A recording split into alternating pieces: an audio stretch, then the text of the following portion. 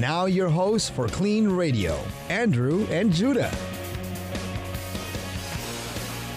Welcome to KLEAN Radio. We've got a big show tonight. How you doing, Judah? You can't even get my name right. I can't get your name right. I'm starting off really well. It's going to be...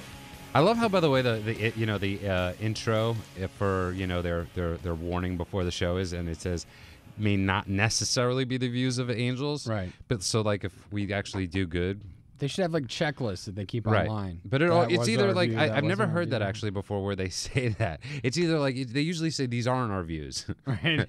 these might be the views if we... if it's to our benefit. If it's to our benefit, yeah. Well, they may be. Happy July 4th. It's tomorrow. It's today. I mean, it's the weekend. Oh, so you're like one of these Americans that just makes it a whole event. Gay Pride Weekend, I wish you happy holidays. Thank you so much. Yeah, my wife and I had a great float. Yeah. The number here is 877-8-830-830. That's 877-8-830-830. I was very proud of myself as we were driving in. We heard the angel guy, too, saying the number like I say it, because that seems to be the only way you could say the number. Well, Judah, you're just like the angel guy. Yes, Gary Smith, I think his name is. Yeah, I think that he's got a little bit on you, but yes. we'll let that go. A little bit. Relax, okay? All right, I'm not and we are a show about addiction and sobriety and recovery. And addiction issues. There's a lot of issues going on this week. Yeah, but it was actually very interesting because I posted on our Facebook page today, I posted what are the best movies about addiction. Right. And I was actually I was very happy with Nobody Put Up When a Man Loves a Woman. I was extremely happy about that. And it was cool because, or 28 Days, right. Or whatever that the Sandra Bullock movie. And I was happy because usually when you ask people those questions, they always automatically go that it has to be about rehab. But, some of the answers were like Train Spotting. Right. Or the recent movie, The Fighter. Right. Some movie, A Needle in the Park with Al Pacino in the 70s. Needle Park. Wow, I guess you didn't see that one. That's I did not see that. That's a great movie from I haven't seen 74. I haven't seen it. It's about junkies in New York City in Needle Park. It was called Needle Park. It's a little. I was born in '76, so. Oh, so you haven't watched a movie? I have. From the 60s? I have. And please. Just like I can only watch things as they occur in the time of my life. If that were the case, I'd be very happy. I don't believe in history. I can't trust anything in a book. Like I have to see it with my own eyes. Pure documentation. Right. A film from the '70s could have been altered. Yes. This is what the paranoia that comes from alcoholism. And but I was very happy with those responses because, usually people take the easy way out. I mean, somebody wrote right away Clean and Sober, and I had to disagree with them because I'm not the biggest Clean and Sober fan. Right. I don't know if you've ever seen that movie, have you? I'm sure I have. I don't really remember. Michael Keaton, Morgan Freeman. Yeah, and they actually have a rehab in it or something. Well, yeah, he wakes up somebody. He wakes up next to a woman that has ODs on coke, and he's like, I don't know, so he goes to rehab, right? Which is not very out of the realm of what people do. When people, they have that inciting incident, most people, that's a great it's not even that great of an exaggeration. But, people... I wouldn't say everybody that goes to rehab had someone die with them. But, no, but you know what I'm saying? You have an inciting incident happen that most people, whether it's it could be as simple as waking up next to somebody you didn't realize you went to bed with, right, to getting a DUI, to getting, anything like that. And you're like, it shakes you. Right. I'm being so good right now. Relax. You are being good. It's Be Good to Judah week. It's Be Good to Judah week. Since Judah's been sick. But what's some of your favorites? I like drug movies, drug-oriented movies. So I like, but I like the ones that glamorize drugs because I like action kind of stuff. So Requiem. Yeah, even The Godfather's got drug stuff in it. Requiem for a Dream I think is a fantastic movie. Well, I think there's some with Shawshank is about recovery. I think The Hustler's a lot about alcoholism. Yeah. Walter Tevis that wrote it, and Man Who Fell to Earth. It wasn't a well-made movie, but a good movie about addiction. Breakfast at Tiffany's. Yeah. And I thought Hurt Locker was about addiction. Addiction to war, addiction to violence, addiction to... there's a lot of parallel there. You have to be so intellectual sometimes, don't you? Yeah, that's why we have you to balance it out. Yeah, exactly. But Breakfast at Tiffany's dealt with alcoholism a lot. I think most Blake Edwards movies certainly created some sexual addiction with Audrey Hepburn. And obviously there's the Days of Wine and Roses. You have the regular, but I don't know. There are a lot of, I was thinking about the same thing with songs. That's a hard one too, because it's like if you listen to almost any Tom Petty song, it's all about getting high. Almost every single one of his songs. And, we talk about that a lot when you're getting sober. People, places, and things. And how healthy is it to listen to stuff or watch stuff? Well, there's so much addiction with musicians. In fact, there was an article that came out this week that talked about energy drinks and musicians, and that energy drinks are highly marketed to musicians, and that they think it's partly because of the lifestyle that they stay up late and they got to get pepped up. But there's also a high correlation between the use of energy drinks, not just caffeinated drinks, but energy drinks specifically, and then alcoholism and then drug addiction. Well, I don't doubt it. I mean, especially now, it's just amazing they're morphing the two. I mean, obviously it's been a huge drink for a while, is the Red Bull. Well, people don't realize that those drinks are unregulated. The ingredients in those drinks are not regulated, and so you can put anything in an energy drink, really, basically, as long as it's not a controlled substance. So. Well, like 5-hour energy. Yeah, well, and then they started combining this stuff with alcohol, and that's when, they were able to step in because there was alcohol in there. But yeah, these other things are completely unregulated. The doses aren't really checked out, and you don't really know what you're getting. Well, that's actually a good question then. Okay, so most people that smoke, right? It's an addiction, obviously, right? You get it pretty much quickly. Most people don't start smoking in their 30s. I'm not going to, say 100%. Most people that smoke started early. Right. So you could see right away you're addicted to smoking. What are the odds? Do they have those numbers? Like if you're going to be, what are the odds of you becoming addicted to another substance? I haven't seen that specifically, and I couldn't recall them right off the top of my head. But most people that use one substance, sort of like, they talk about the concept of gateway drugs. Marijuana was supposed to be the big gateway drug, but obviously the big gateway drugs are alcohol and nicotine, cigarettes. But people could argue that chocolate is an active drug with caffeine. And I actually had somebody in my family that was a chocoholic. Yeah, chocolate's actually probably is an extremely addictive substance. I mean, people love chocolate. People crave chocolate. There's people that walk into the store. They can't not buy chocolate. Are you speaking from experience? I have a wife that's a chocoholic. I'm like, do you really need the $3.99 Godiva bar? Can't you just get the $1 whatever bar? That's Godiva. And she's like, no. That was the end of that argument. So but whatever. But I think that's a really hard thing. I when I got sober, I had to change a lot of the stuff I listened to. It was hard for me to watch certain movies. It's difficult. I think a lot of people experience that. You have to change, certain things. Yeah. Different people have different reactions when they get sober. Some people feel triggered by certain events. Music, right, being a trigger. Right, yeah. And also a lot of these things are sort of like, I guess it was Sony, right, said the music that's the soundtrack of your life, or they had some horrible saying like that. But, but there's truth that, memories and music and stuff are tied together. Like couples have their favorite song. And so, if you like to get high to some particular, song or band, it's often will put you in the state that you feel like you crave a drug. I mean, I know you shared with me you no longer could listen to ABBA.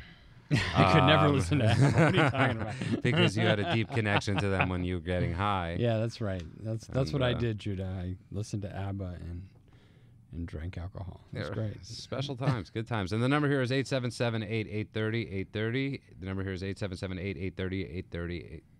You could also find us at... See? That's why you're not on Anaheim. Yeah, I know. I missed the second time. You could also find us at KLEAN Radio at KLEANradio.com, or at Facebook at KLEAN Radio. And just quickly about what we are and who we are. KLEAN is a treatment center, obviously, in Los Angeles. And it's a great place. It's an amazing place, and Andrew is the owner. And this isn't an infomercial about KLEAN, but if you ever need help, it's a good place to call. And I didn't go there. I don't work there. You might see me there hanging out because I got nothing better to do. But it's actually one of the more special treatment centers that anybody will ever find. And one of the things I got to be honest, I love about it is, that you help people. That a lot of people, and I don't want to say this out loud because you actually allow people sometimes that can't always afford to come in, you allow them to come in. And it's a very special thing. Yeah, I mean, I didn't get into running rehabs just to make money. So. Well, I know and we're also starting a program pretty soon, which is very exciting. And it's my program that I'm starting, where we're going to be where it's not fully in progress yet, but we're going to be donating a bed to a vet. And I'm excited about this idea, actually, because we have so many veterans coming back with PTSD, and they're getting alcohol. Alcohol is highly tied into that. And, a lot of what people don't realize is that actually a lot of veterans are actually put on stimulants, especially in the Air Force, for long flights. We're actually the only military that allows the use of stimulants. Oh, really? Yeah. Yeah. I mean, it's something so unspoken about these, it's like every once in a while the suicide rate goes up and everybody's like, oh my God, why is the suicide rate going up with our troops?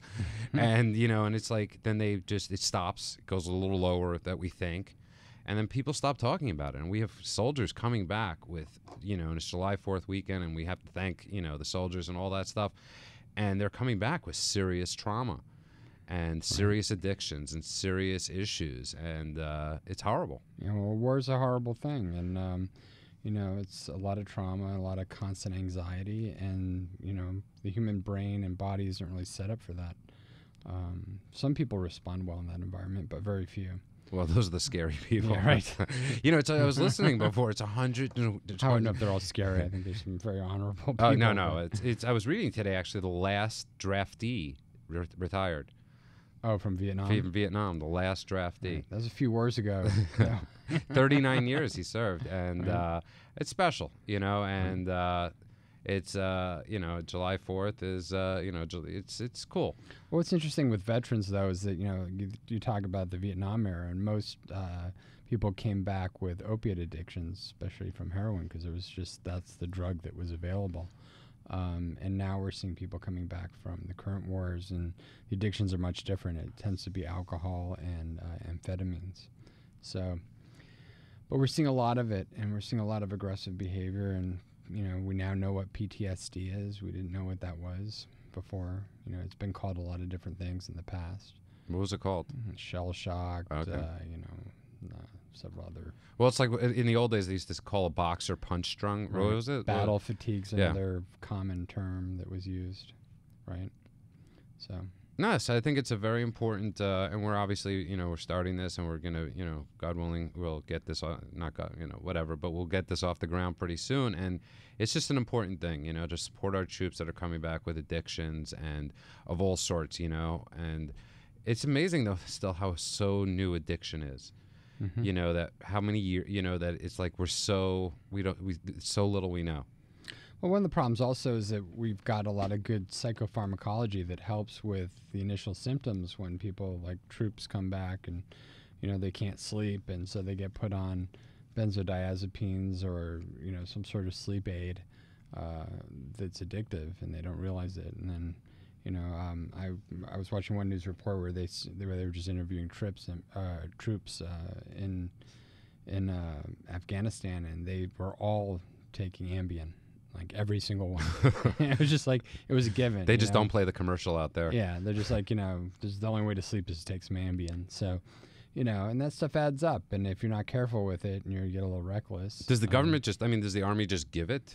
Is it like part of like that little pack? You get like the wafer, the dry wafers, I don't think it's that easy, but, it's clearly available. And I think that certainly that, it's simple to get.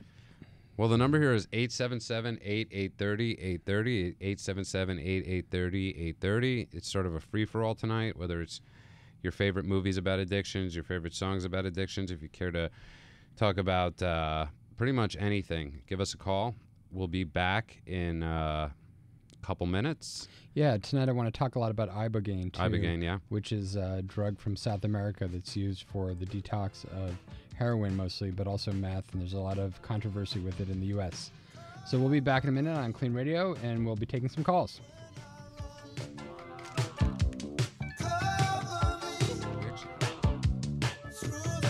Now it's back to Andrew and Judah.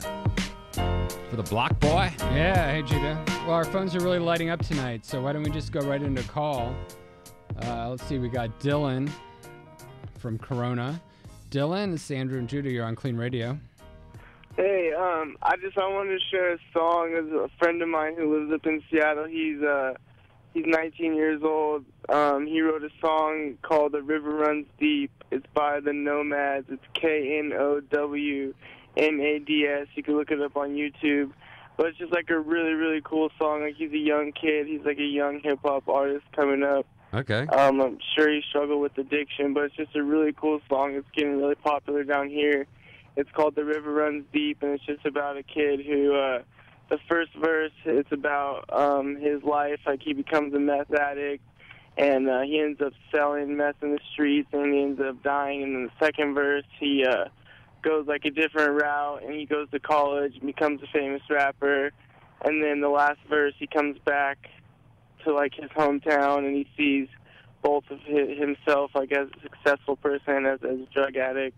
And it's just like it's a really, really cool song. So, like, is it autobiographical or? Yeah, kind of. It's kind of about himself in a way. There's some things that aren't true, but it's just a really, really cool song. So anyone who likes like good music, it's KNOWMADS, Nomads, and the song is called "River Runs Deep." Huh, that's so funny. I actually worked with an artist called Nomad, NOMADD, from New Orleans when I worked with Cash Money Records and a few other. Maybe we'll have him in the studio. Yeah. Maybe we'll have him actually perform. His name is Tom Pepe. Well, why don't you tell him to Facebook us? Yeah, Facebook us, and maybe he'll come in live and play it. Yeah, definitely, because it's a really popular song down here in Does California now. And he lives here? What was that? And the band's in town?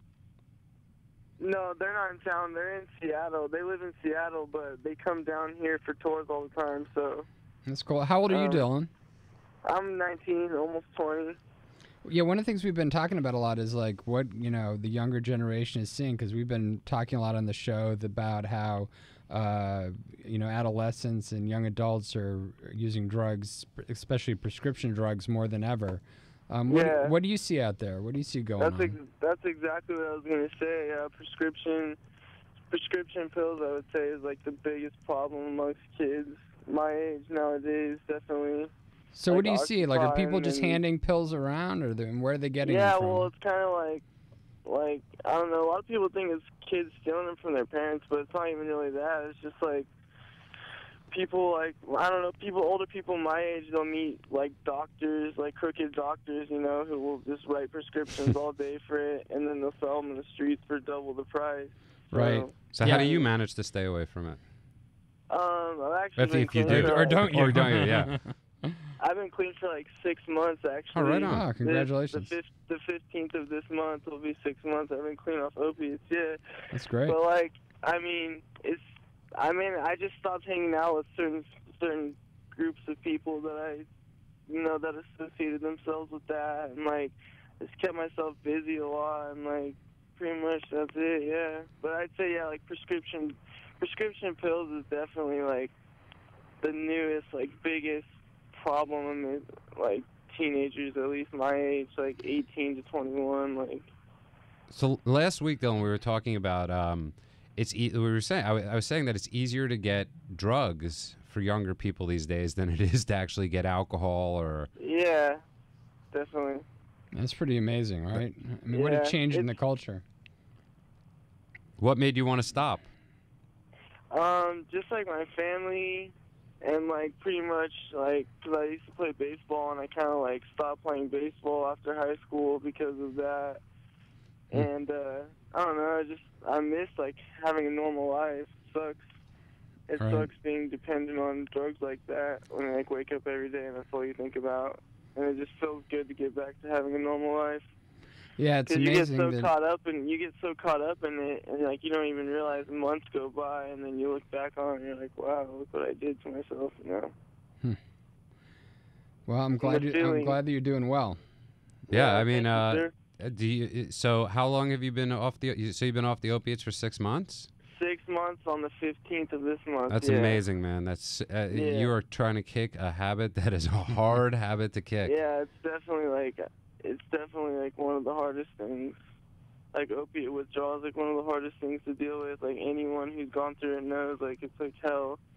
Have you found a support group?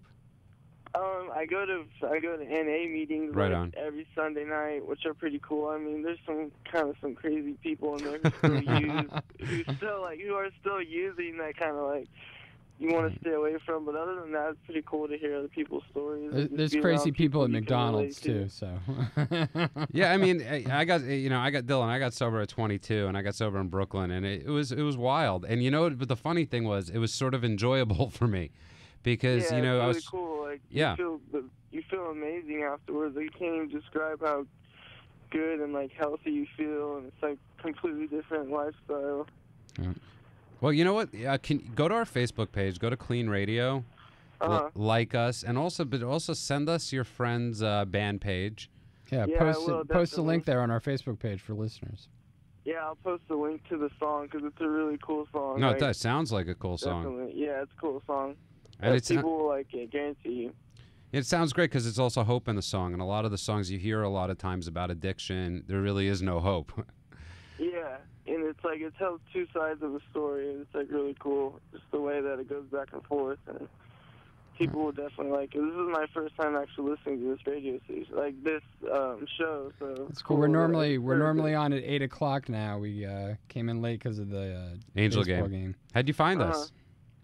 I was actually listening to the Angel Dodger game, and then I just had the radio on, but it caught my attention because you guys were talking about addiction and stuff, so I just kept listening, and it was really cool, so I decided I might as well call. Do you have any fun plans for tomorrow? I'm just going to barbecue and go swimming and stuff, nothing too crazy. But that's fun. When I was using, all I wanted was like a normal, fun July 4th. Exactly. Like, you appreciate things so much more, and like, you appreciate the small things in life so much more. It's crazy. I was just watching the news and watching all the DWI blockades they're setting up, or DUI, I'm sorry, they say here in California. I lived in New York for a while. So, but it's, it's just such a problem, you see. And I remember when I was drinking, I would, you never even worry about that stuff. And it's just amazing that people still, are out there drinking and driving. And yeah, I've had plenty of friends who had DUIs, like, by the time they were 18, like. Yeah. And it's not a joke because, No, it's not. It's for every DUI, there's somebody out there that hit somebody. Well, just coming to the studio tonight, we were like, the game's emptying out and there's people throwing up, and it's just like, oh my goodness. Yeah. Yeah. It's like, that's not me. Yeah, it's very relaxing. Like you just said, there's nothing more. It's like, addicts when they get sober, or, alcoholics, they're constantly thinking, oh my God, it should be so much fun. Every day is going to be fun. But you got to remember, when you were using, the greatest peak was, not puking.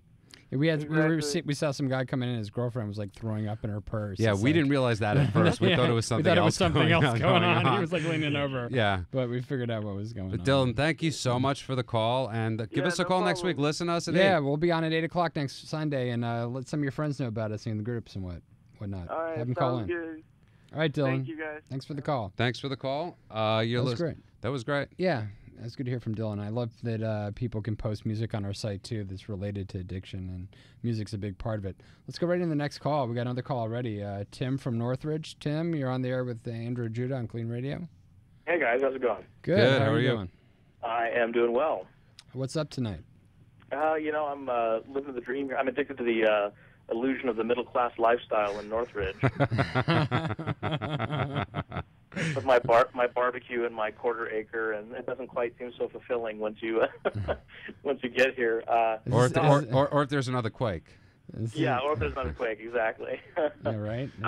I was listening to you guys at the open of the show talking about movies and about addiction movies, and one you didn't touch on, and it's going to sound just idiotic and insane, but I was partial to.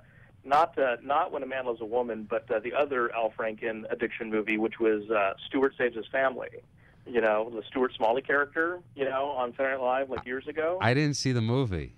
Yeah, you should take a look at that movie. It was I think there's only two people that saw that movie. They both were in it. Yeah. I mean, are you an actor, Tim? No. Okay, I was just thought maybe you'd been in the film too. So. Al Franken's brother, Tim Franken. Yeah, I'm just trying to pump residuals for myself. I was a bit part in the movie. Right. And trying to get 6 more cents. A big ASCAP check for 6. Why is it actually about addiction? It actually is about addiction because you think, oh well, the Stuart Smalley character, he did like the, I'm good enough, I'm smart enough, and people like me on the show. And so, like when the movie came out, I think everyone just thought, oh, this is just gonna be like a dumb SNL movie. But I happened to watch it one day, and it's totally about addiction, and it's about like eating addiction. And the father's an alcoholic. Harris Yulin plays Stuart's dad, and it's really absurd because it seems kind of unreal. But Al Franken's character is sort of the most empathetic and real character of the whole story, which is no small feat because he's so cartoonish on Saturday Night Live and in life. And it just kind of, but they try to stage an intervention with the dad, and the dad won't accept the terms of the intervention, and at the end of the film. Spoiler alert! At the end of the film, it's okay. The statue is up. Yeah, right. Yeah. I think it's off. But Al Franken his character basically says sometimes you have to live outside the family, and he leaves his family in order to kind of maintain his own sobriety and his own kind of sense of well-being. And it's kind of that's actually a huge thing because I think a lot of what you're talking about is when people do get sober. The people that actually manage to get sober, stay sober, are the ones that are willing to say to their families, "I need to get help first." And I think that's one of the hardest things is Andrew is in treatment. You see sometimes families are way too tied in. Yeah, there's all sorts of different family situations, but you either have a lot of enmeshment where families are overly controlling and way too involved, or you have situations where families are neglectful or sometimes abusive. So, and there's something kind of in your DNA. I guess there's something that's, for lack of a better word, like just so primal about standing up and doing something different from your family that's going to potentially alienate them. Like I grew up as a preacher's kid. I'm an You're the atheist son now. of a preacher man. I'm the son of a preacher man.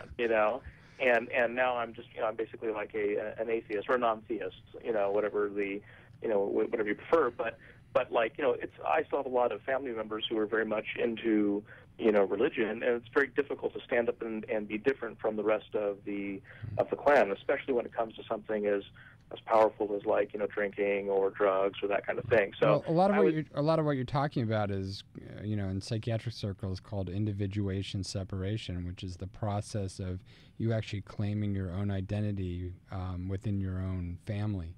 And for men, it's actually generally easier than women because it generally is a separation from the mother more so than the overall family structure. So men sort of naturally separate from their mother as they go out into the world and then find a motherly replacement in the form of a wife or a girlfriend. Yeah. But, you see women much more enmeshed with their mothers as they grow older, and sometimes it's a lot harder for them to actually separate from their family. And people don't realize that separation doesn't mean that you abandon your family or you leave your family. It just means that you form your own sense of self and you do what you really want to do and have, ownership over your own life. Yeah, it's really important. I mean, I have to say, as a man, it was very, very easy for me to completely turn my back on my family. Like, there's nothing could have been easier. So I think I'm just kidding. I was like, wow. It wasn't quite. No, I'm hoping to entitle my my memoir "What Doesn't Kill Me Makes Me Fatter." So. And then it kills you. Yeah, you always end up substituting one addiction for the other. But if you guys should check out that movie sometime because I know it sounds strange, but it's not. There's uneven parts to it. It struck me how honest it was and how funny it was in ways you normally don't see addiction movies kind of attempting to be funny. Well, actually, something now you're mentioning that movie. Now I'm thinking about the movie Mother. Have you ever seen that with Albert Brooks and Debbie Reynolds? Oh yeah. If you haven't seen this movie, Andrew, you have to see this movie. It's about a guy that he's in a writer's slump. And he can't figure out how to get out of it, so he moves back in with his mother. Right. Typical Albert Brooks movie. Yeah, right? well, about the neuroses and all that stuff. But you're right. All these things are about getting better. Yeah. There's a great line in that movie where Debbie Reynolds says to Albert Brooks, she says, "I love you," and he just looks at her with this kind of smile, and he says, "I know you think you do." I mean, it's just brilliant. Yeah, I'm a big fan of that movie. I'm in the entertainment industry, and my writing partner and I, we actually made an independent film called Smother with Diane Keaton and Liv Tyler, and it was about a mom who moves home with her adult son, and so we. Is there any chance that has anything to do with your life? It's no accident that he and I wrote one of our first screenplays about our alienating mothers. Yeah. You seem to be on a common theme here. Yeah. And then and then art imitated, or life imitated art, because my mom has some health issues, and so she's living with me now. So I'm getting to live it all over again well after the movie was made. So it's quite the journey. And it's a great name, Smother, because it has a few. It's the double. Maybe it's only a single entendre, but of what you want to do. It's more like a pun with a word, right? Yeah. We always wanted the tagline to be, you can't spell, smother without the mother, because it's kind of true to some degree. Well, I meant because they could bother you so much that you want to smother them. Yeah, it's true. It's true. It's absolutely true. Now this is becoming a show about homicide. This is great. Anyway. Tim, thanks for calling. Tim, thank you. Kindly listen to us next week at 8 o'clock. Absolutely, and I will tell my friends. I'll try to get them addicted to thankless AM radio. Yes. Right. I appreciate it. Yeah, because Andrew actually, we were driving down here, and he's like, he hates AM radio, and he's like, is this even going to work in my car? And people still do listen to AM radio. A lot of Angel fans listen to AM radio. Well, you just alienated anyone that was listening to AM radio. Yes. And I'm a big fan of AM radio. I know you are. You just think it's like... I just love AM radio. I think it's old school. I think it's we were talking about in the car. I know we have another caller, but we were talking about in the car about how internet has really affected a lot of stuff. And you were the one that wants to buy a turntable. And not just a turntable. Not just a turntable. You want to buy a whole kit and caboodle, yes. But you still, because you still love listening to albums. And I still think there's something about talk radio, about getting in your car or listening at home. And in the old days they had TV shows. Lone Ranger and Tonto started as a radio show. War of the Worlds. Right. People had imagination, and the announcers. Before that it was books. But they would probably Before that, it was oral history. Yeah, but it was like wind up, Get around the fireplace. Everything started around the dining room table. Yes. Or the fireplace. Yes. Should we take a break or take the next call? Yeah, let's take a break, and then we're going to come back, and I really want to get into this ibogaine stuff, because there's some really interesting stuff happening with this. Ibogaine. Ibogaine. And not Rogaine. The number here is 877-8830-830. That's 877-8830-830. The calls are lighting up tonight, so give us a call.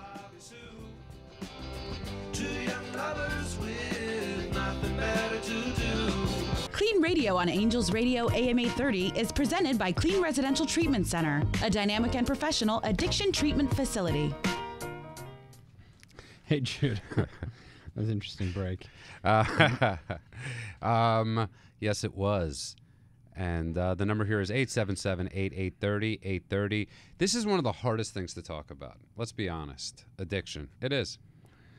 There's a lot of dynamics to it, a lot of levels. It's hard to talk about. It's one of the reasons you don't see a lot of TV shows about it, other than like reality TV shows. Like Intervention. Right, but you never see like a drama.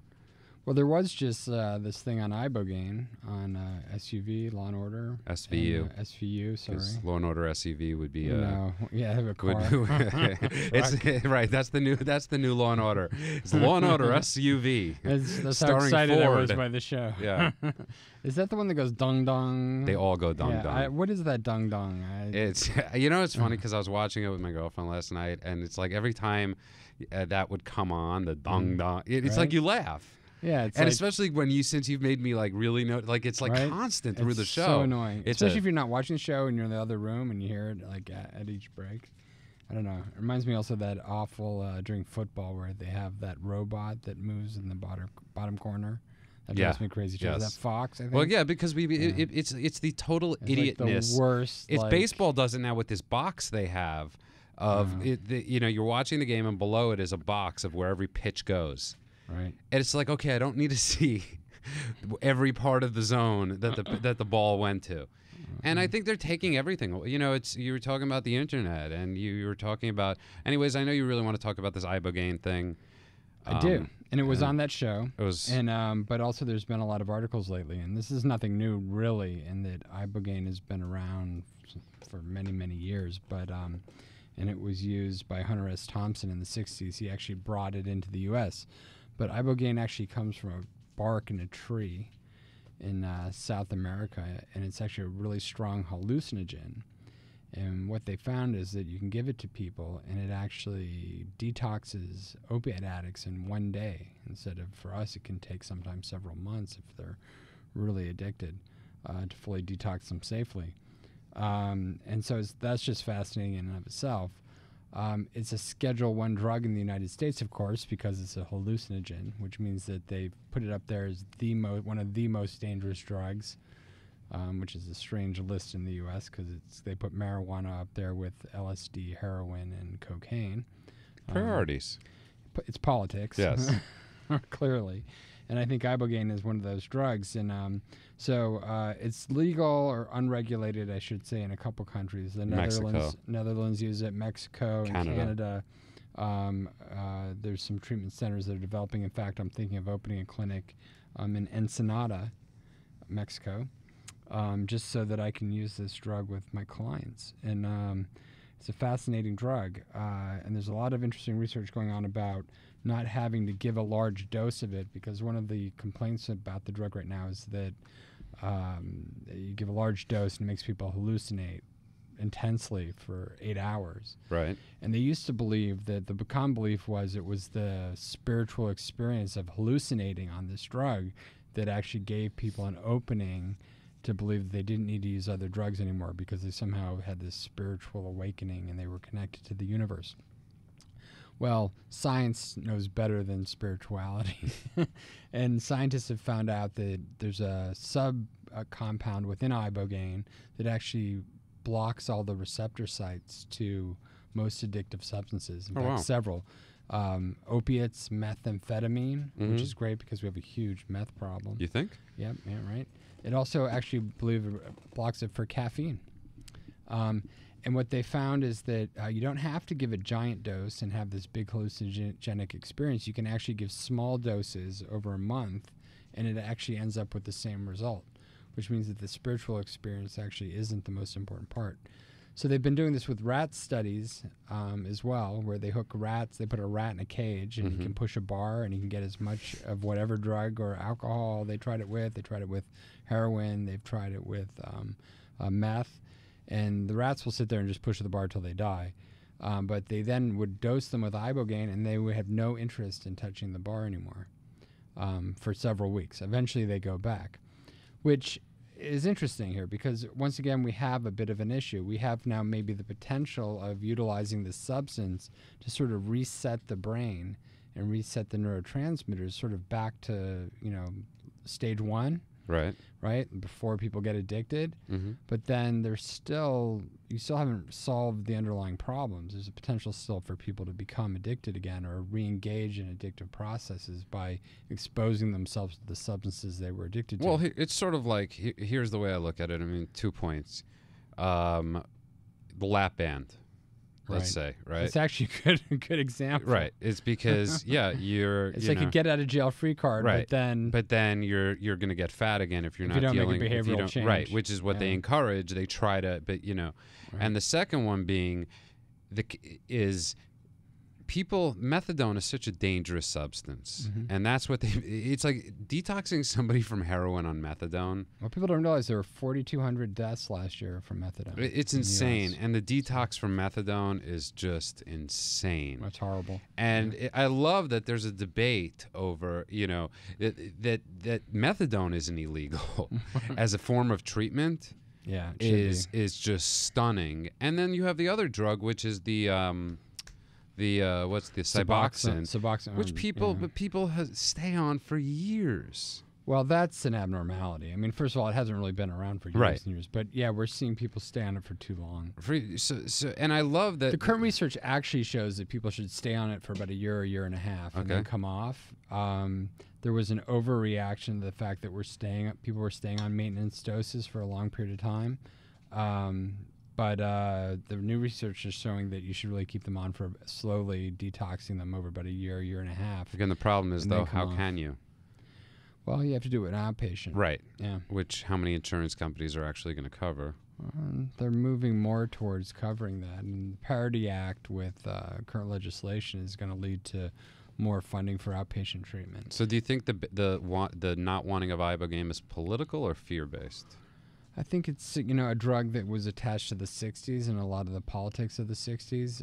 Also, there are no legal hallucinogens of any kind, nor are there any drugs that produce a hallucinogenic effect no matter what they do that have been made legal yet completely. I mean, obviously now we have medicinal marijuana in California, which is sort of classified as a hallucinogen. Marijuana is actually a hallucinogen and has other properties as well. It has. And I can't stand potheads. My pure dislike for potheads. I don't know what that's about. That sounds like a bad relationship. Yeah. Well, yeah. Just they were different crew. Different crew. Yeah, but, it's a different way of thinking. But again, I do think it's very interesting, and I understand the fear. I'm not just talking about the 60s thing. It's because, again, you're talking about, giving somebody what they think is the cure, and then they're going to go back into it because they've dealt, they went back to stage 1, but what's to stop them getting to stage 6 without help? Right. Well, the other thing that's interesting is that no drug companies in the U.S. have shown an interest in this substance. And there's a couple of theories behind that. One is that it's a substance that would only be given once or maybe, 12 pills. Right. It's very cheap. And they can't patent it because it was already patented a long time ago, and so the patent's already run out in the U.S. for the treatment of addiction. So, although it wasn't made legal, so there's no economic incentive for the drug companies to try and, actually take the metabolite in the drug out and actually make a pill that would work.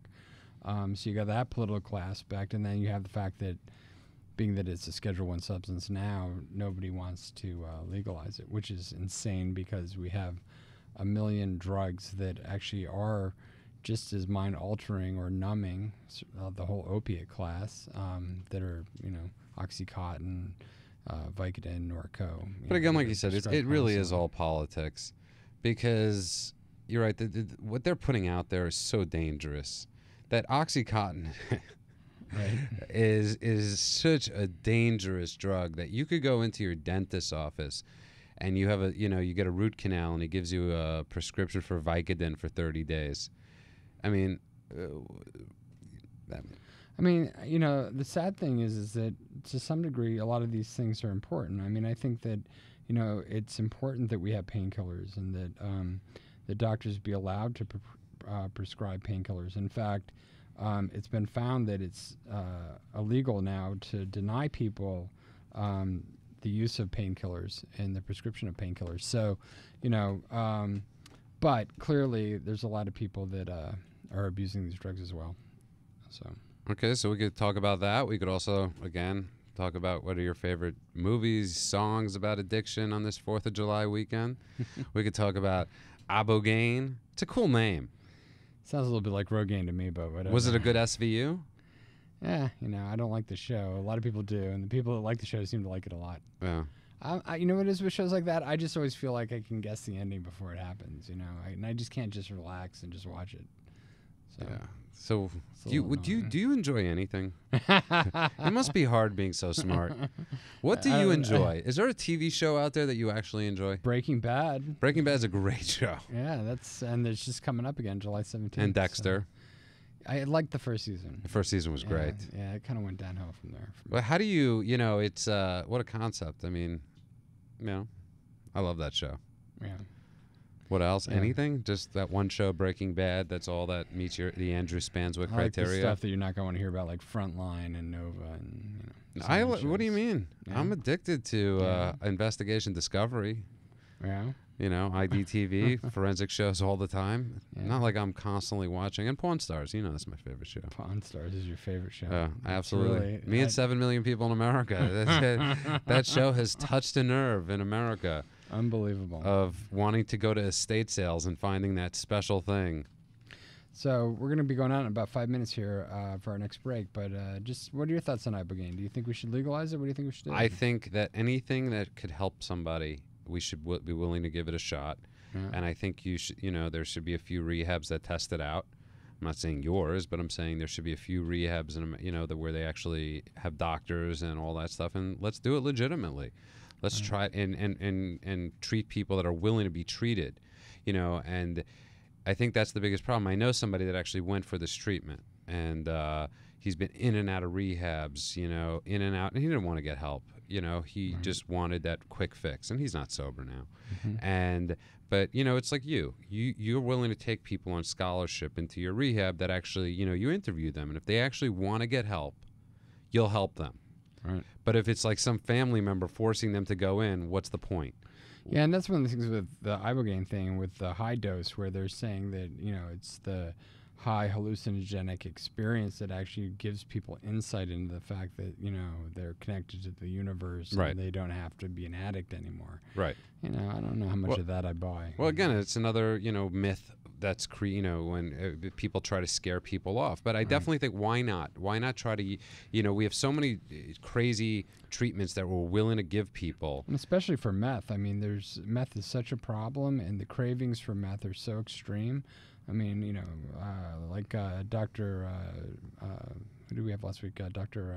Torrington. Sorry, Dr. Torrington was talking about how meth is like 1,000 times the normal level of dopamine that you have in your brain when you take it. It's all from the limbic region. Right, the limbic region, yeah, it's limbic system. But listen, if you could help somebody, why not? If I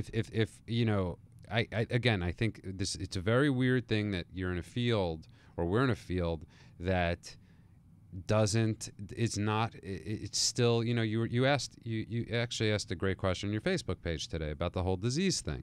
Mm-hmm. And whether alcoholism or drug addiction is a disease, and that we're still fighting these things is part of the reason why these things aren't cutting. Yeah, it's amazing. Treatment professionals. That was actually a link to the treatment forum. I follow you, and I was just shocked by how many clinicians were still arguing over definitions that are really largely irrelevant. So that's your answer. There's like no real union here.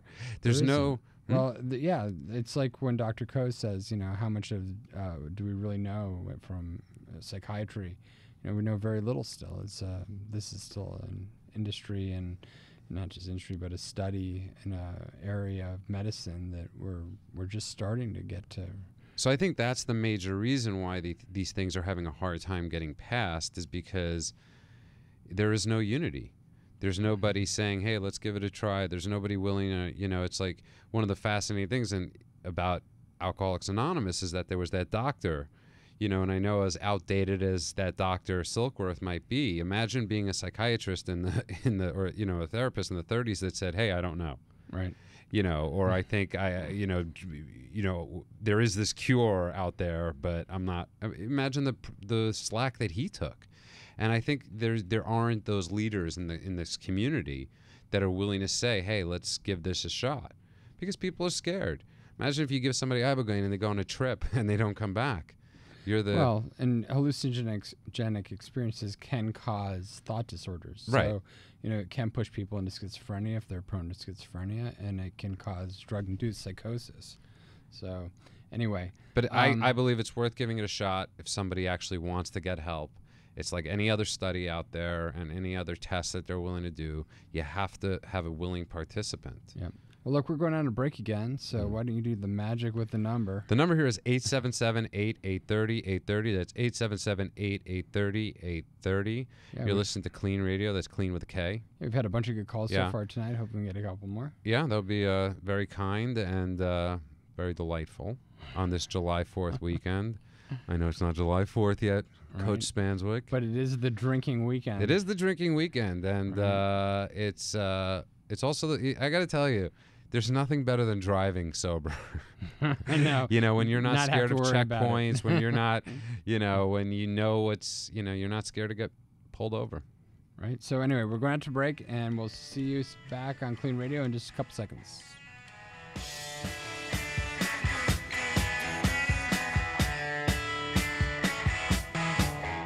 Now your hosts for Clean Radio, Andrew and Judah.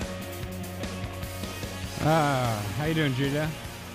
Can you say my name right? Judah. Okay, good. Well, that's what I said. Yes.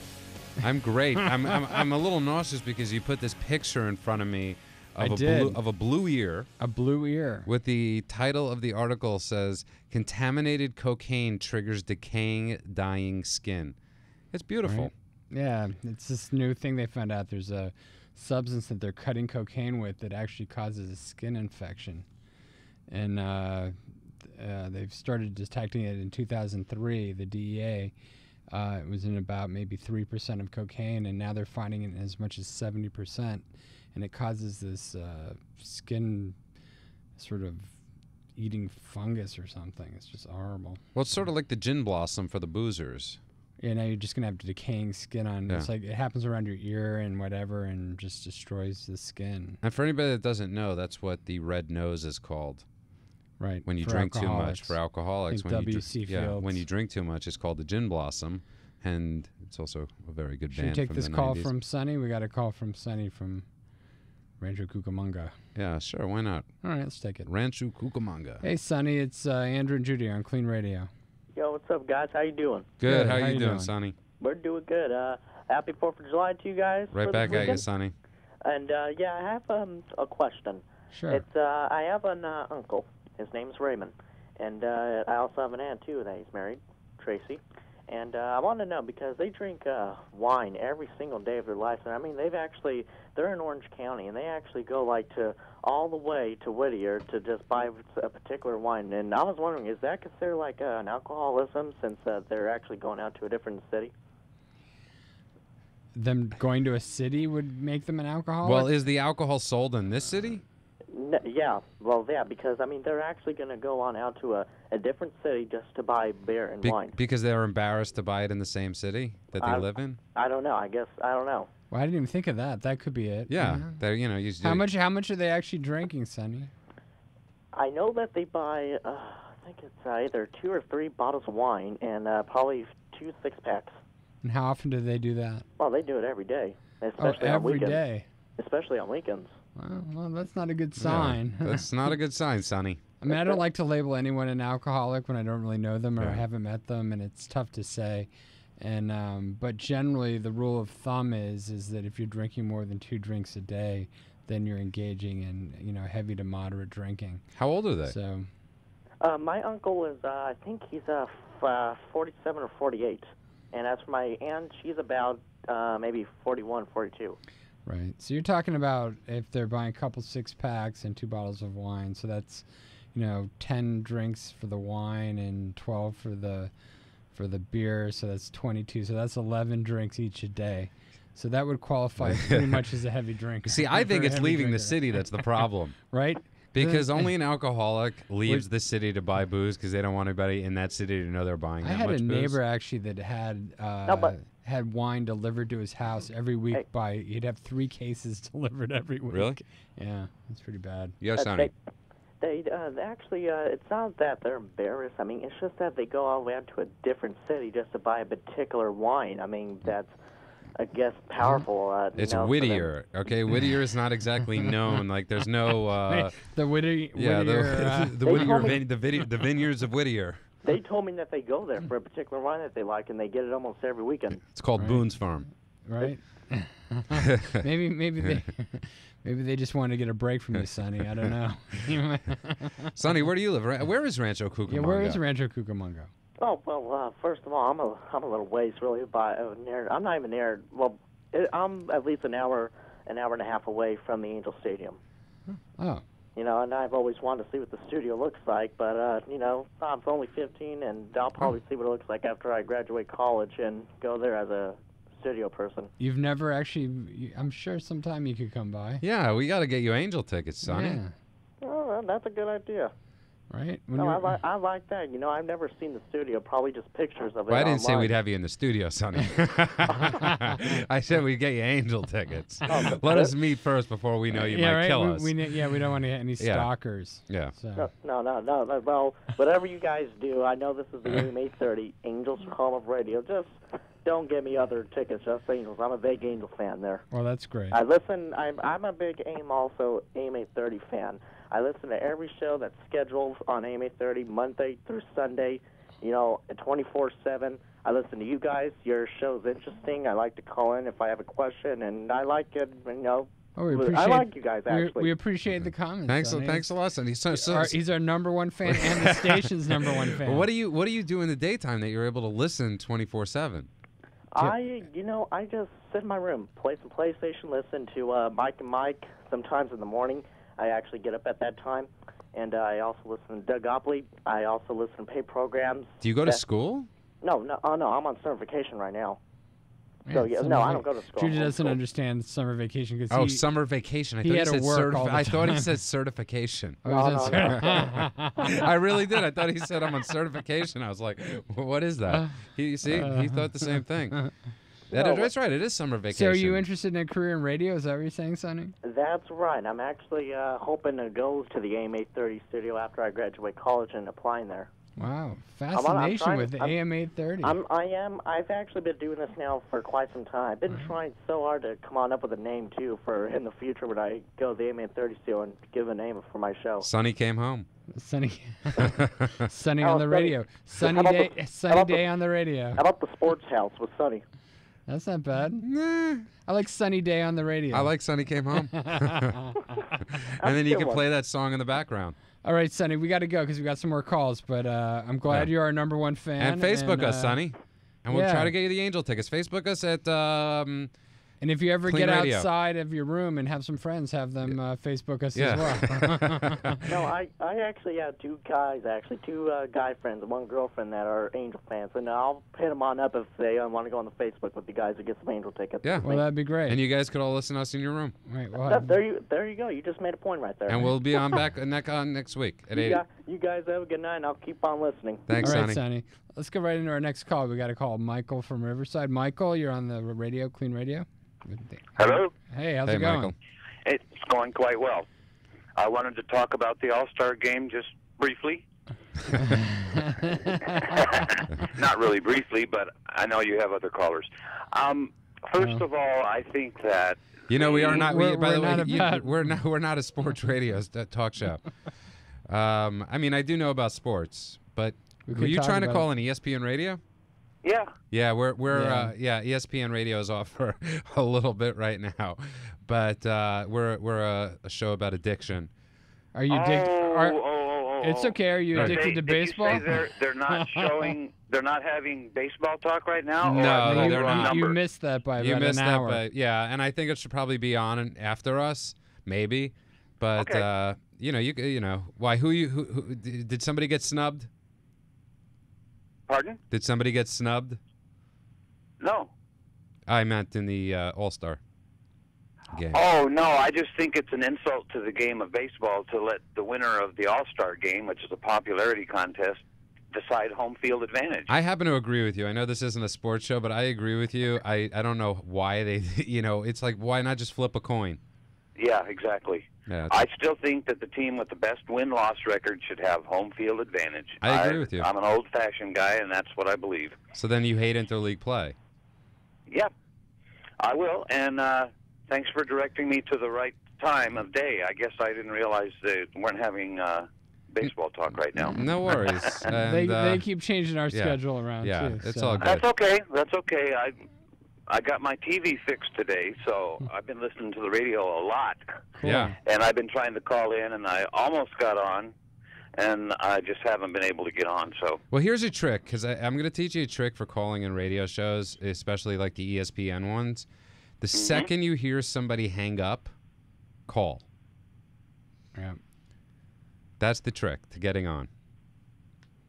Okay, don't call when you want to call. Don't call when you think there's like an interesting you call when you hear somebody hanging up. Because we're now in a I've advice tried show that about too. how Yes. to call sports. Sports No, I actually spoke to one of the people involved with the show. She said, I'm going to put you on hold, and they know you're on your cell phone, which is why I used my cell phone. Yes. I heard them taking cell phone calls over others, so I called them on my cell phone. And I was all ready to get on, and the show ended at 10 o'clock, and they took a different call than mine. Yes. Well. And so they have that delay going, and I haven't, I can't listen to the radio station while I'm waiting for them to put me on air. No, totally. Well, Michael, Yeah, listen, we got other calls.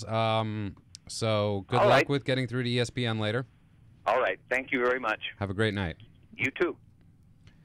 Now getting There back we to go. I love people that are like calling in without even listening to the radio, right? Which is fascinating. I got to call up and make my point. I'm not actually listening to the radio, which is great. Like, what was he listening to Right. that he decided? He wasn't. He just called. He called earlier and then he couldn't get on. They put him on hold for an hour and a half. That must have been what happened. He must have been on hold for an hour and a half. And then he got off. No. He said he got off and then he called back on. Yeah, we can argue about it the whole way. Yeah. home. It'll be exciting. And almost as fascinating as that 15-minute break. well, what's more fascinating is the guy with the picture of you putting in front of me with the person with the cocaine, the blue ear. Yeah, that's really not great. Well, again, it goes to people thinking that cocaine isn't dangerous. Well, I just also think it's funny, like people, that are, I can't tell you how many people come into rehab and then they stop doing coke or meth or whatever, and then all of a sudden they have to eat healthy and everything's got to be organic. Right. And they're like, I don't put anything in my body. I'm like, what are you talking about? You've been putting Drano up your nose for the last, 3.5 years. And all of a sudden they Right have a now, all of kosher sudden, diet. and now all of a sudden they can't have juice unless it's like squeezed from But don't you think that's just another excuse from your own experience? It's I just think like it's a rationalization to feel better. I think there's a lot of denial. You don't think it's a way of separating themselves? No, I think I think a lot of it really is a denial of what they've actually been doing to themselves. People don't really. When you're doing coke, do you really think about what's in it? When you do anything, do you think about what's in it? Right. Yeah. Well, if it's wheatgrass, it seems to be very important lately. Yeah. The number here is 877-8830, 830. That's 877-8830, 830. We're not a sports show. Right. We're not a sports show. We do talk about sports, but addictions in sports. That's right. And we were actually talking about that on the way here. The addiction to baseball. The addiction to baseball. The addiction to. I mean, we're talking about. We're gonna have a lot of people in America because the NBA is gonna be on lockout. Mm-hmm. National Football League. There's a good chance it's gonna be on lockout. You're gonna have a lot of people going through major withdrawals. Well, it's like I said. Look after 9/11. When people were freaking out because they didn't have football on there for like 3 weeks and. Americans cannot handle living without their sports. So, I don't blame them. It's a good escape, and it's a healthy escape. Listen, it's like with religion. Same thing. If done in a healthy way, not a bad escape. Right. Done in a healthy way, anything is a good escape. I don't know if I agree with that, but it's a nice generalization. It sounds good. You have to generalize sometimes, Andrew. All right. Well, we got another call. Should we take it? Yeah, why not? Okay, we got Jay from Riverside. Jay, you're on Clean Radio. Hey, what's up? How's it going? Hey, man, I just want to talk to you guys about marijuana. What you think about the addiction on that and legalization and all that? It's bad. Well, I'm for legalization of marijuana. I think that it's ridiculous that marijuana was ever made illegal. It was made illegal basically under the guise of racist sort of history. They were blaming laziness of Mexican immigrants and sex crime on Mexican immigrants into the United States as being a byproduct of the use of marijuana. I didn't know that. Yeah. Actually, most of the anti-drug laws have to do with the racist political sort of stories. Like cocaine was outlawed because they blamed it in creating violent sex crimes from African Americans. So that's pretty cool you brought up the history of that. Like a lot of people don't know that, it was made illegal because, people benefited from it being illegal though. Right. So they, said like, whoever smoked it, black people made you know, it made them look at white people funny and stuff like that, like stupid, racist hypersexual and whatever. I actually like though his question, because his question was two-sided. He you know, and I think what that question, Jay, is just is a great question, because you asked, what do you think about it addictive-wise, right? And what do you think about it I think if you're gonna legalize it, you have to talk about how dangerous it is and how addictive it is. Well, and how it's becoming more dangerous in some ways. Right, because it's so pure. Now, there are benefits to marijuana, and I'm not 100% against marijuana. I mean, you know, I'm not 100% against cocaine. There's actually some good medical benefits for cocaine, but they're rare. Taking out teeth. Yeah, well, it's used in eye surgery, believe it or not. It's a vasoconstrictor, so it actually stops small capillaries from actually bleeding. So it's, you know, it has good medical consequences. What do you say, Jay? Would you guys agree with the Federal Bureau then of like scheduling it as a Schedule I narcotic? Absolutely not. I mean, that was purely political with Nixon and his fears about, you know, the hippies taking over the country and the anti-war movement. And that's why they stuck marijuana in Schedule I, and everybody knows it.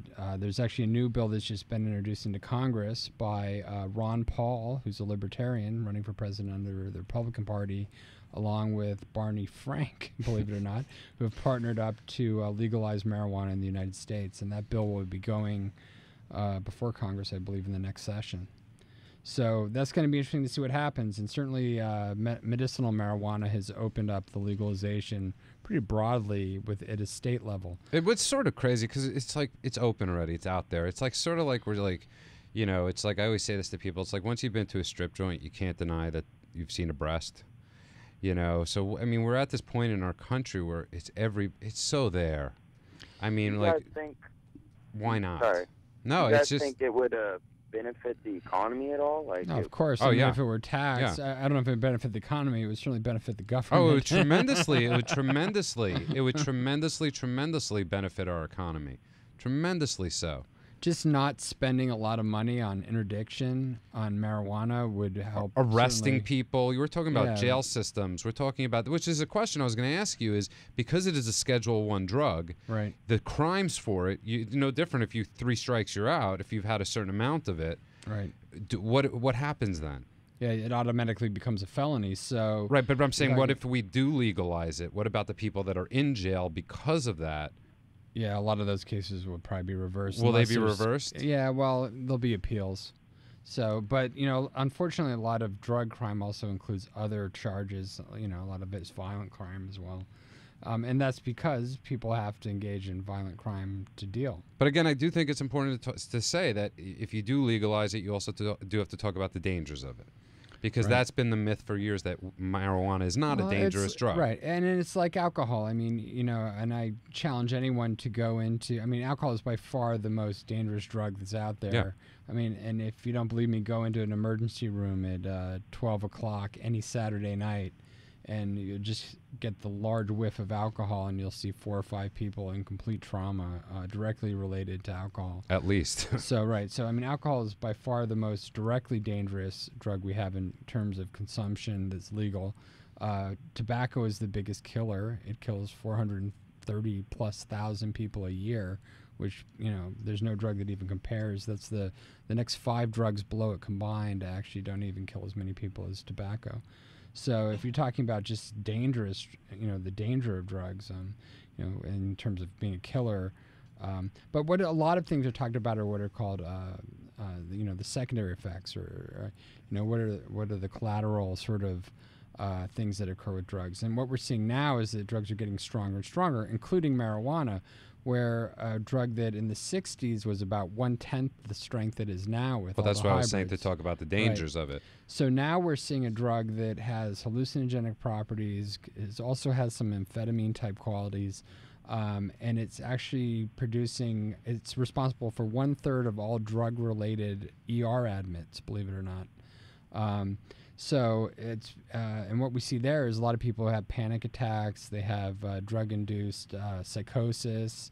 There's a lot of paranoia. Takes them a long time to order at a restaurant. Right. Nobody else can eat. Yeah. But so it's what's your opinion It's not on a this? benign drug. I mean, there's certainly some negative consequences. Jay, what's your opinion on this? You called, you asked, what's your opinion? I don't know. Like, I don't think it's definitely shouldn't be categorized under the same category as cocaine or methamphetamines as a Schedule I narcotic. And I think that if we made it legal, it would definitely boost our economy. Well, what about the dangers of it? What's your opinion on that? Compared to alcohol, look, if you're going to compare it to alcohol as a substitute, then, you made a good point that, on Saturday night there's going to be, all those alcohol DUIs, people dying from it or whatever, car accidents. Well, look at the history of marijuana. It's been around for 6,000 years, and there's not one overdose. There's not, one DUI. I don't know. It's just, I just think those are true, but like I said, a third of drug-related ER admits are related to to marijuana. So it isn't a benign drug, and I think that my wife's a comic, and she actually has a joke about how when she was in rehab, people would say, "Oh, I just do marijuana; it's organic," and she's like, well, so is hemlock, which is a poison. That's right. I love too. that. I've always loved the organic argument. Well, so is so is heroin. Right, heroin's organic too. Completely. Heroin is an organic. So pure heroin is just a complete or the cocaine. Cocaine's got ether in it. And right, a bunch of other stuff, but in the end of the day, you could make this argument about anything. Right. It's drugs are dangerous. Yeah, and there's benefits to it, and I think that I've seen people benefit from medicinal marijuana, and there's a medicinal marijuana clinic, which I'm not going to advertise over the air, but I own a drug rehab, so I obviously work with people that have addictions and psychiatric problems, but I know of a medical marijuana clinic in Southern California that I support 100%, and I see them doing it right, and they actually have people with cancer going in there and getting help. Right, not some 17-year-old kid. It's not just it's not just a way to get recreational marijuana. But I'm not necessarily against recreational marijuana either. I just my big problem is that human beings are very good at taking something and then making it stronger and stronger and stronger and stronger. And I think the perfect example of that is hot sauce, right? Like here's a plant, the pepper, puts in itself this substance called capsaicin, which is what actually makes the pepper hot, right? Isn't that a commercial for something called capsaicin? Whatever. So anyway, over time, we've selectively bred peppers to be hotter and hotter and hotter and hotter, to the point now where we then boil them into sauces where one drop will give you a third-degree burn on your tongue. Right, and we sell that in stores, right? Where that substance that was in that pepper was put in there so animals wouldn't eat it, right? Because it would bother their stomach and burn their throats.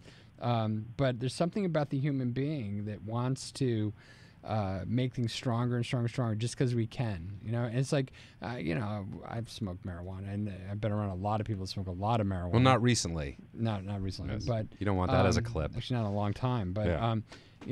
And it just seems like there's some people that just can't get high enough. It's like you're looking at them. It's like, really another hit. It's like and most of the effects that you get from marijuana you get within that first hit, and smoking large amounts over time just are harmful. And also the other thing is it's a fat soluble drug, which means that it stays in your body for a very, very long time. And one of the things that's really underreported, speaking about like DWIs or DUIs, as we were speaking about with alcohol, one of the things that we don't really recognize is that a lot of the accidents that happen actually happen the next day when people are actually sober, but they're impaired still. Right. Or they're not high from marijuana, but they're not really all there. They're cloudy and they're distracted and they're not really at their sort of peak cognitive performance. And so you get a lot of people having fender benders and mindless accidents and stuff like that the second day. We should start a program called MAUD. Yeah. Mothers Against Weed Driving. Anyway, Jay, thank you so much for your call. Find us on Facebook, Jake. And we'll be on next week. KLEAN Radio. At 8 o'clock. We're going to go out and take a break now, and we'll be back in a couple minutes.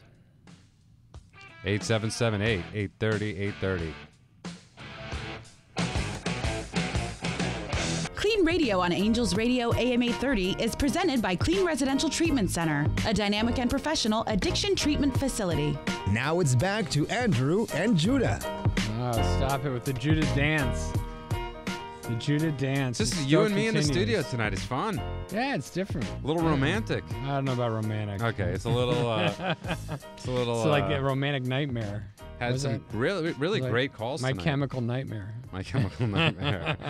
Some great calls tonight. No, it's interesting, and I think it's very interesting that so often this show actually ends up with us talking about the politics of drugs as much as the issues with abuse and substance abuse and people getting treatment and being in recovery. Yeah, politics are so intertwined, and it's so much a part of American culture.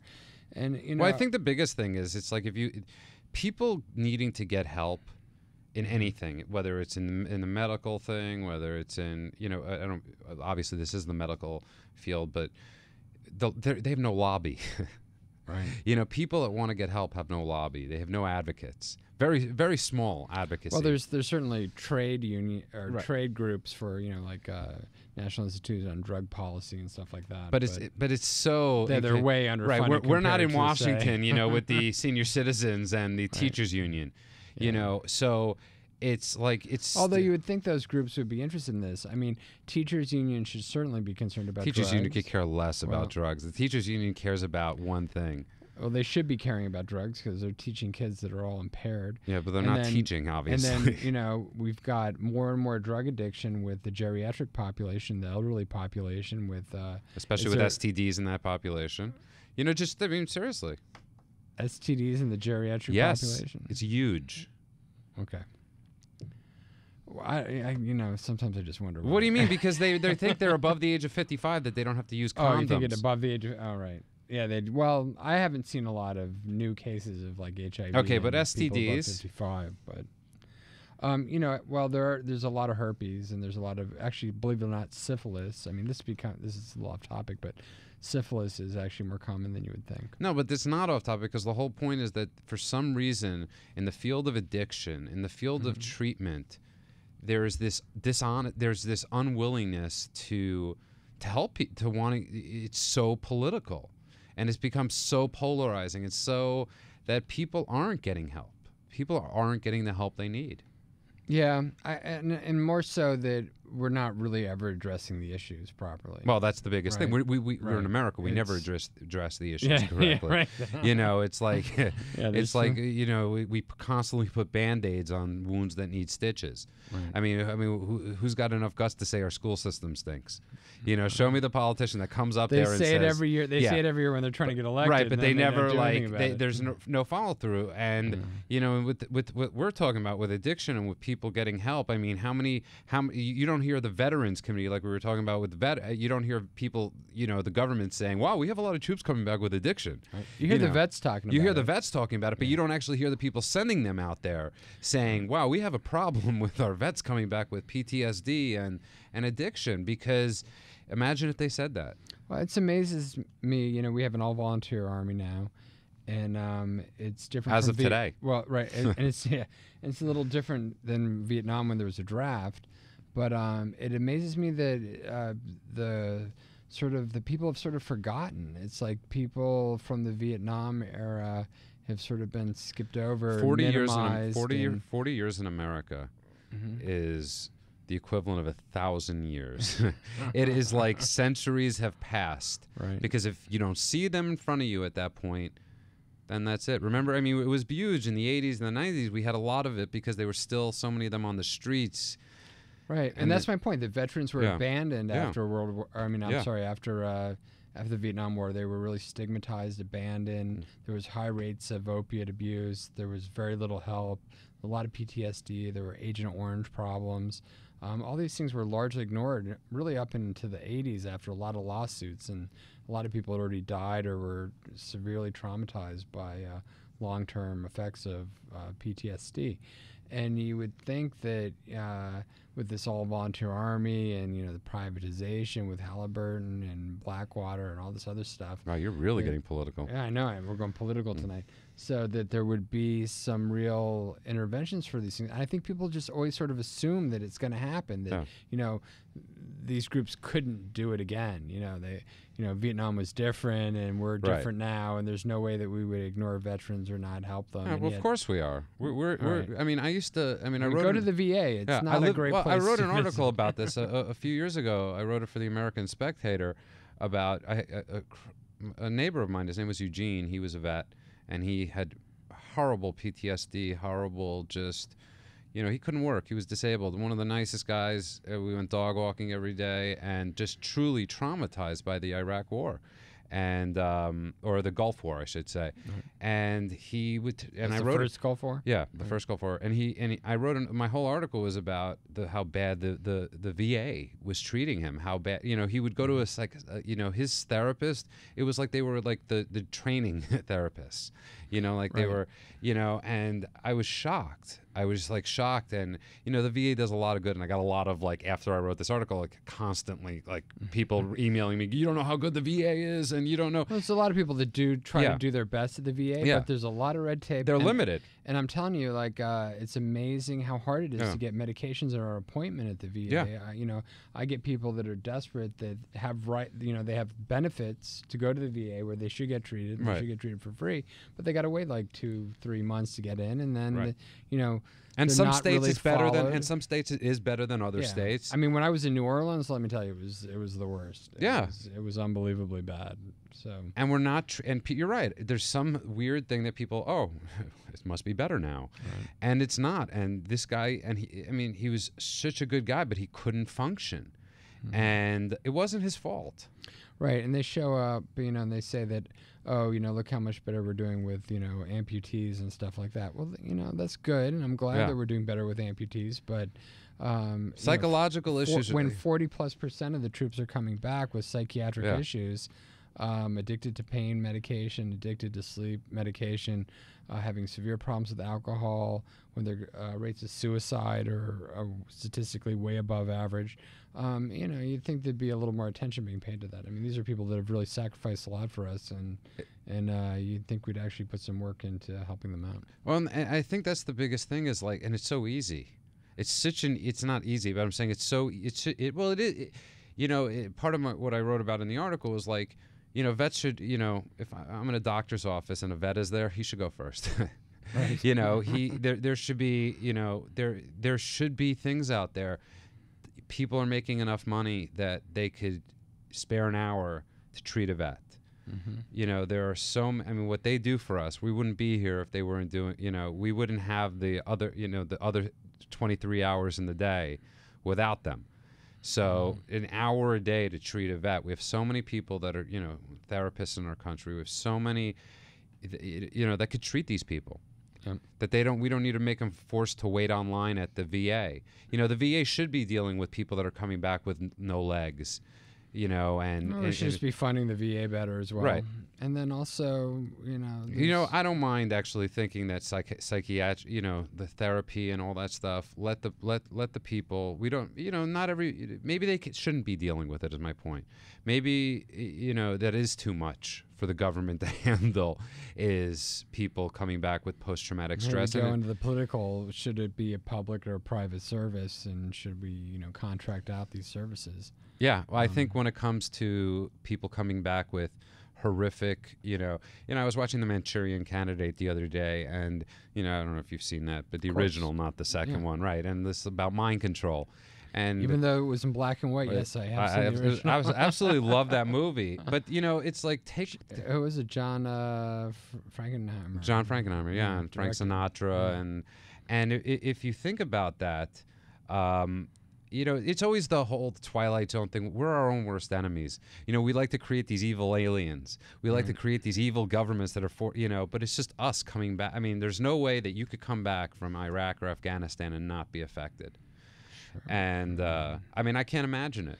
Well, they spend a lot of money and time training people to go to war. They don't spend training, coming back. I mean, which is something that we were talking about before. That's the hardest thing is when you leave rehab. It's the hardest, Shawshank Redemption. It's one of my favorite movies. And, when I asked that question today on Facebook, what's your favorite movie about addiction? Mine was Shawshank Redemption. Right. Because that movie is all about recovery. It's all about, this guy that got into this thing, got into jail because he couldn't remember the night and he had a blackout. And you didn't know the whole movie. And, we become, when they were talking about in the movie was you become, the walls become your friends. Right. And how many people do you know that happens to? That they're able to live in rehab. They're able to live where just at home. Right. And the same thing with soldiers. They become used to this unit. And then we're like, okay, see you later. If that's saying, how did the bottle get in, or how did the ship get in the bottle? Yeah. It drank its way in. That's funny. And the number here is 877-8830-830. That's 877-8830-830. We're talking about this tonight also because July 4th weekend, and it is important to thank our troops, but it's also, people always say that. Let's thank our troops. Right, but what are you actually going to do about it? What are you going to do about it? And I don't fight. I couldn't hold a gun to save my life. So what can I do? What can you do? You could hold a gun. Which, by the way, is a good thing. Thank God, right. I shouldn't have a gun. But what could we do? And part of what we could do in the treatment community is say, you know what, it's time to stop. It's time to help, like you said, you help geriatrics. I know you and Dr. Coe are very huge in helping geriatrics and getting into that community. We don't have to turn a blind eye anymore. We have enough ability to help people. Yeah, it's nothing for me. Well, it isn't nothing, but it's I'm able to give away one free bed for veterans, per month, and it cost me $30,000, really, in truth. Yeah. But it's worth it. And if every treatment center in the United States did the same thing, that's a lot of free beds. So, and it would certainly bring a lot more attention from a lot more practitioners that have a lot of different skill sets to address the issues that all these veterans are having. So today is July 4th. Yeah. Or July 3rd and a half. 3rd and a half, right. When is Labor Day? You got an hour or so. When is Labor Day? It's September, right? Or May? When's the end of summer? You're asking the wrong guy. Okay, what's the weekend that's September 4th, 5th and what is that? Labor Day? Yeah. That's the end of summer, right? Yeah, end of summer. Okay, so this is the challenge we make, and this is a challenge to ourselves too. That we're going to get this program, we're going to launch this program off the ground. That on Labor Day weekend, at the end of the summer, we're going to want every rehab, everybody in America, every therapist to give up an hour, every psychiatrist to give up an hour, every rehab to donate a bed. To troops coming back with PTSD, with other addictions out there. And, yes, that is our goal. We're going to do it. Yeah, we're going to do it. Yeah. Because we said it out loud. Once you say it out loud, you have to do it. Because you don't want to be the idiot. We've been talking about it for 3 weeks, but now we got to do it. Now we got to do it. Yeah. Well, it's about time. Yeah. So it's about time. It's about time. And you're listening to Klean Radio. That's Klean with a K. Our number here is 877-8830-830. That's 877-8830-830. You can find us at Facebook at KleanRadio.com. That's Klean with a K.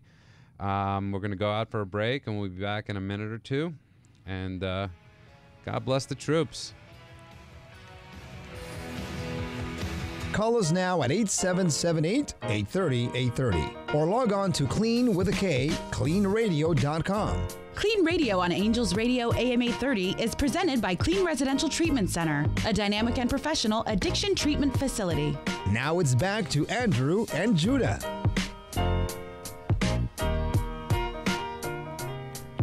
Well, our last segment here. Let's thank a few people, by the way. Sure. Let's thank the lovely, your wife, Amy Dresner. Yeah, she's been doing a great job booking guests and helping out with Facebook. And let's not forget Jamie Broyles. Yes. Or just Jamie B. Jamie B. And who does a great job. Absolutely. And our friend and just Rand DeWitt. Rand, who is no longer with AM 830. But sticks with us. But is a friend of ours. He's a fan of our show. Yes. And he's in New England, I think. I don't want to say anything. Right? You just blow his cover. Yeah. We love Rand.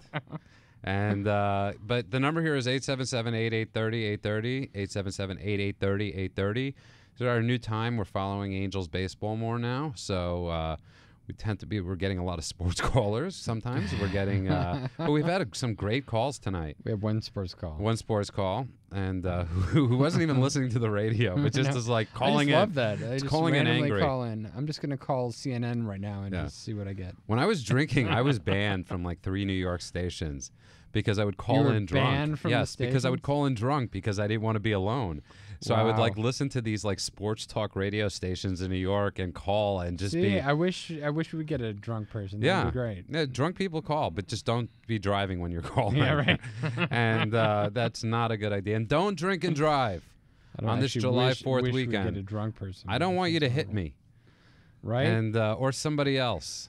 Yeah, that's not a good idea. And if you're drinking at baseball games with your family, I mean, just please don't drive. Like, don't let your kids run through the parking lot. Hold on to your kids. We're driving into the stadium, and all of a sudden, I swear to you, and this is little blonde-haired girl that I was like, oh my God, like 20 feet, at least 20 feet away from her parents in the Angel Stadium parking lot, and insane. Speaking of which, I have a happy story. Yes. And I know that's not in character to end on a happy story. Let's end on a happy story. But they found there's a study that just came out that said that if you're in a relationship, a long-term relationship, that your odds of dying early? No, your odds of becoming addicted to a substance or relapsing if you've been an addict are greatly reduced. Really? Yeah. It's a message to all alcoholics is to get married. Get married. And that's why we need to legalize gay marriage, because the meth problem, the gay community is too high. We just need to get them all married and then you could officiate the weddings. That's right. To all our gay listeners, people don't actually know that I'm actually a reverend. Andrew is a reverend, and he will be appearing in New York. Right. At the he's getting a kiosk outside of JFK. Out of the court. Yeah. Right so the second you get off the plane, the day it gets legalized in New York, where you could marry, Andrew will be officiating the wedding. When is that actually happening? I don't know. I'm not gay. Right. But if there is gay listeners, they could call us in and tell us when that is happening. Right. But that is a happy story. Yeah, but it makes sense though. We are social beings, and being with other people is important. So. Well, it's something we talk about too. Is like drug addiction is so much about isolation. Yeah. Right. Yeah. It is. Well, it's the most isolating thing. Right. Yeah, I'm starting to feel lonely. But you won't let me hug you. And we were also talking about your favorite movies about addiction and alcoholism. And, part of the problem is, I absolutely hated the movie The Basketball Diaries.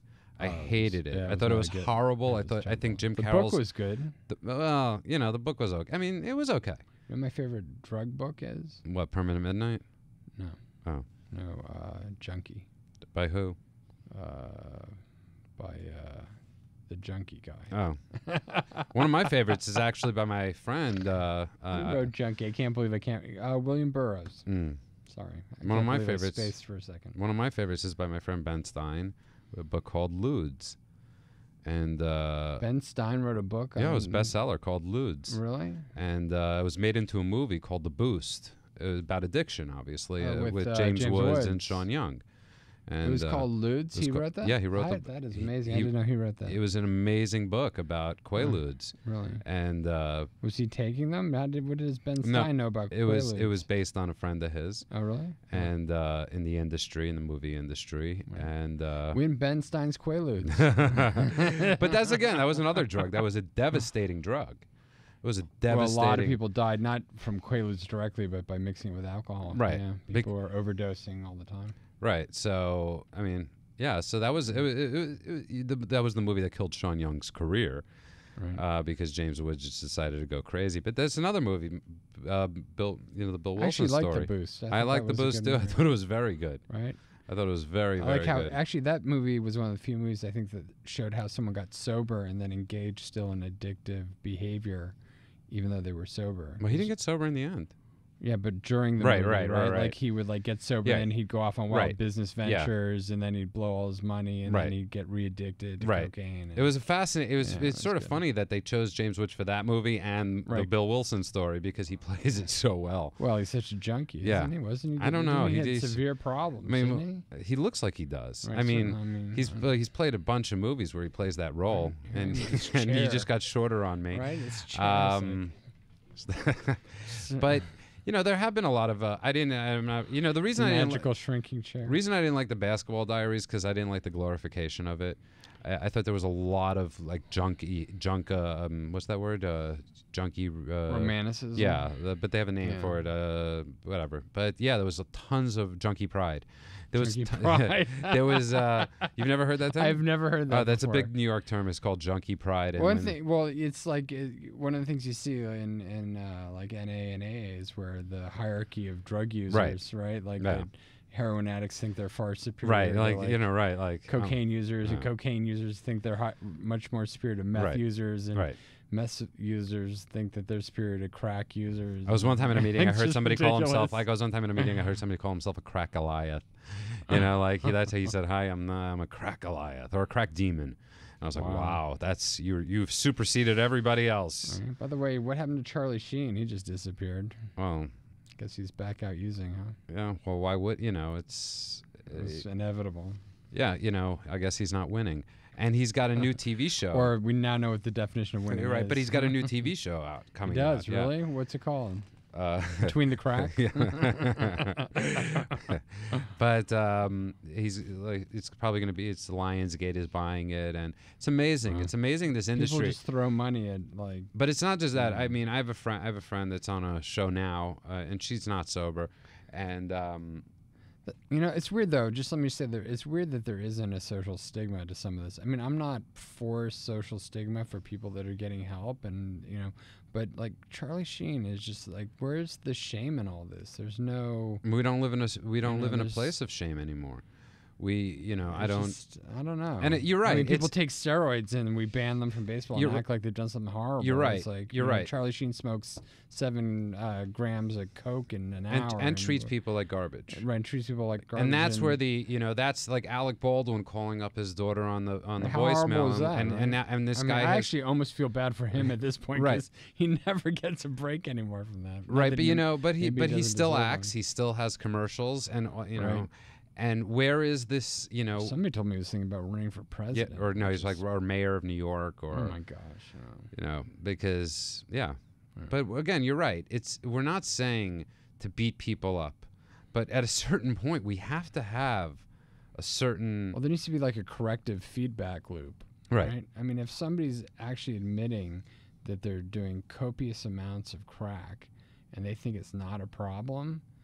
There's something wrong there with for the reporters just to sit there and be like, no, you know, actually, you doing that much crack is a problem. Right. Or you know, it's like what I was talking about with Lindsay Lohan last week. Right. At what point do we have our own conscience and say, you know, enough with this chick? Well, it's clear that she's genetically an alcoholic, or it's in her family. Right. You know, her dad's a mess. But I'm saying, at what point does the media say, this girl's sick? Let's just let her be sick, get healthy.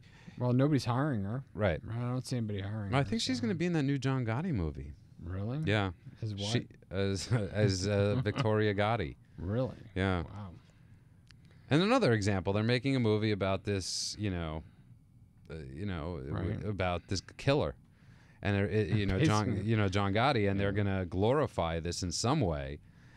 And then we do. We live in a society where, Charlie Sheen... And at a certain point, it was cute, but it's not cute anymore. It's not. Well, it was a train wreck, and everybody rubbernecked looking at it. Well, it started out as a little cute, the dude from Two and a Half Men, and then all of a sudden it's like a train wreck, and now it's like, the guy probably will die. I hate to say that, but if he doesn't. Well, you didn't say it; I said it. Yeah. And and all the script's already written, and Tony, who's always Tony Dennison, who's been on the show a few times, talks about the hero. The script for The Addict is written. If you continue to use, you're dead.